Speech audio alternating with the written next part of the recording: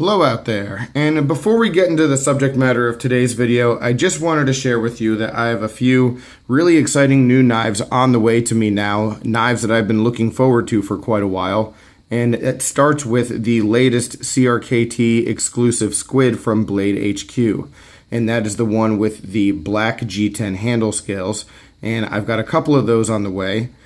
So I will get those on camera just as soon as I possibly can. And then there's two new Kershaws as well.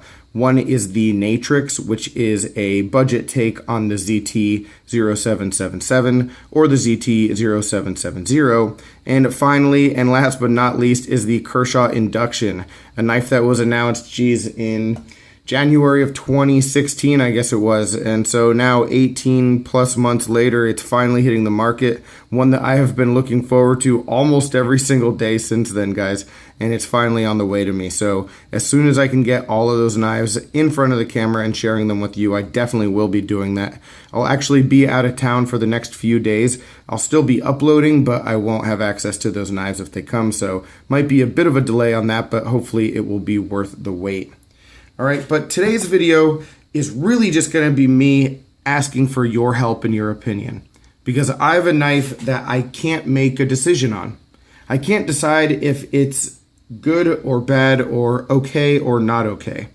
And it really ties into the whole counterfeit, clone, fake video that I made a month or so ago, which I will link to down below, so that if you don't already understand my opinion on the subject, you can go check that out. But here's a knife that I'm sort of just going to go over what it is and then ask for your take on it. And it's this right here. And what this is a copy or a facsimile, you know I hate the word clone, of a Shirogorov custom knife called the Poluchotki. Hopefully I'm pronouncing that right. So the custom is a Dmitry Sinkovich design, so it's a collaboration between Sinkovich and Shirogorov, and that's why it looks a whole lot like some of Sinkovich's other knives, specifically the ZT-0460. And so while this is not quite the same as the custom in terms of the way that it's built, just the design and the lines are almost exactly identical. But what I mean is that the customs are frame locks, they have different steel, they don't use G10, it's titanium, all that good stuff. But there are a lot of similarities besides the just the lines as far as the hardware goes. Just the look of the knife overall is basically very similar to that custom. And I picked up this knife, didn't really mean to, it was part of a transaction when I was doing a knife sale. The person I was selling to was trying to get rid of this too and just threw it in with the rest of the deal. And I didn't really care to get it, but I didn't say no, and now here it is. And I thought that I would just really not like the knife. This was actually presented to me as a 460 clone, which it's not. It actually comes with a box that has, it's a crappy box, a really crappy box, but it has a fake Shirogorov logo on it. But here is sort of where it gets interesting for me, because my big thing, if you remember that past video, the big thing that I really hated was when any kind of manufacturer makes a counterfeit knife and they put a Benchmade logo on it or a Spyderco logo on it in order to fake that it's that type of knife. But there doesn't seem to be that kind of blatant misrepresentation here.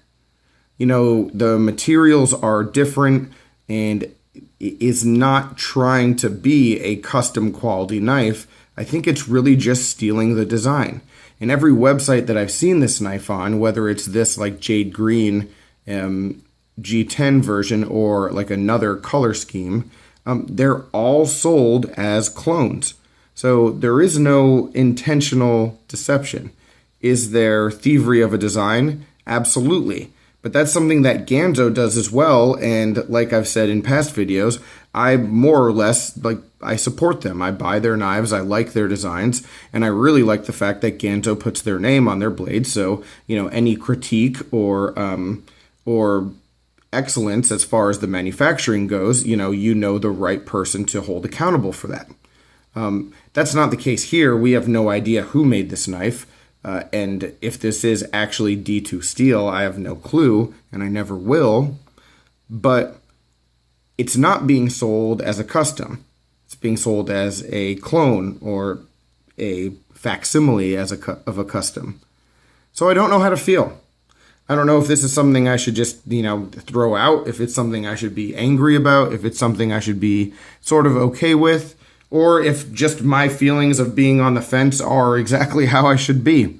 No clue. It's not something I'm going to carry. It's just not my type of knife anyway. But, if it were, should I carry it? These are the questions I keep asking myself about the knife, and I can't come up with the right answer. So what do you think? Is this something that's interesting to you? Is this a knife that just you don't like just because it is a theft of design? Or is it something that, hey, you could just get behind because the actual custom here costs, I think, over $1,000, and this is something that you can get for about $60? I'm not sure. What I do know is that there is a market for this. There are plenty of people out there who are into this knife. I mean, this jade green version is sold out everywhere that I was able to track it down. So, I guess there are people who are really liking it, and if you're one of them, I'd love to hear from you. So that's really the point. Let me get your feedback. Let me hear what you think when it comes to this knife, even if you have no experience with it. Just this kind of thing. What is your feedback on it? All right. And any other questions, comments, complaints, suggestions, as always, let me know down below. Like I said, I've got those new knives coming. Can't wait to be sharing them with you on camera. So I'll be doing that soon as well. But thanks for watching, and take care, guys. Have a good one.